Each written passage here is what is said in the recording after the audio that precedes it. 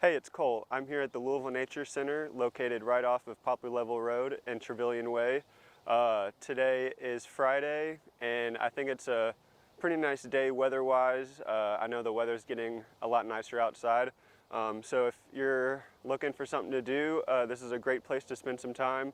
It's approximately 2 miles from campus, and it's about like a 17 to 20 minute walk from campus, so that's good too. It's free, so you don't have to worry about hurting the bank on this one. It's right across the street from the Louisville Zoo, so maybe make a day out of it and go to the zoo and come to the Louisville Nature Center. I'm going to go ahead and let you all take a look around because it's really nice.